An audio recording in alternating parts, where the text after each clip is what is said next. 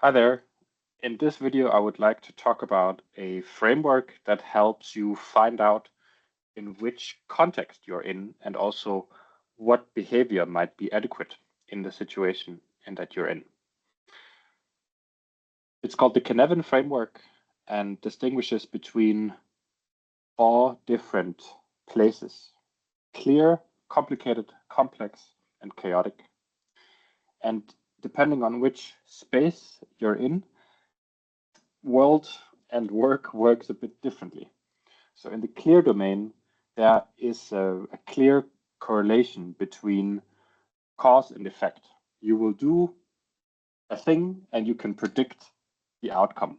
So for example, could be a production environment in which you mass produce a product that you have already produced a lot of times. You know exactly how it works and you're doing it one more time. Or you are cooking a recipe that is really straightforward. You know, you need to boil water, you need to put pasta into the water for 10 minutes, you heat up some sauce. It's very clear that what you will do will lead to a predictable outcome.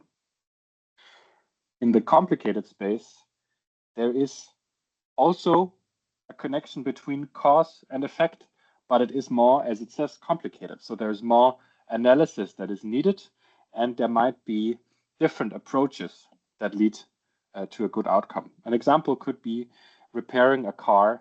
It's not so clear maybe from the beginning what you need to do. It's more you need to have an experience also as a car mechanic. You need to know this car, you need to know the manuals, you need to do some analysis, find out what is working or not working in the car, and then you can fix it. So it needs some analysis to be able to fix the car, for example. Then in the complex space, there's no more this connection between cause and effect. So things are constantly evolving. They are not predictable. An example could be in a pandemic. We all remember the COVID-19 pandemic. There were some actions that we took as governments and societies, but there was no way of predicting exactly how this is going to go. So in that scenario, we need to try things out. So probe, then we sense how did that work? How did the system or the, for example, ongoing pandemic respond to our actions? And what can we learn from it? And then try again until we more and more understand the system and we can shift the problem into a complicated or maybe even clear space once we have learned about the system.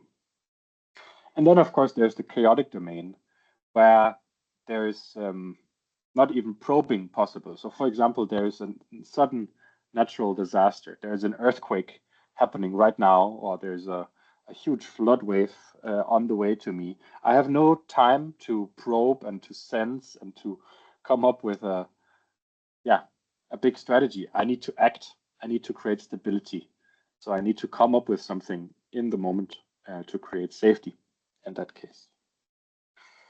And then one interesting place, of course, is confusion, where we don't exactly know where are we actually at the moment with the problem we're looking at. And this interesting sort of cliff that is described here between clear and chaotic. So it could be that we are actually dealing with a complex situation. So for example, we are dealing with a pandemic, but we treat it very clearly, as in like, we know exactly what to do. So we misjudge actually which scenario we are in. So we could then jump into the chaotic sphere by having sort of mistreated the problem with the wrong approach. In companies and product development and wherever we use this, this approach can really help to figure out what type of scenario or problem are we in, therefore what type of practice is good to use. And it can create more clarity that you as teams, for example, can agree on what type of problems you have as a team and how you want to approach them.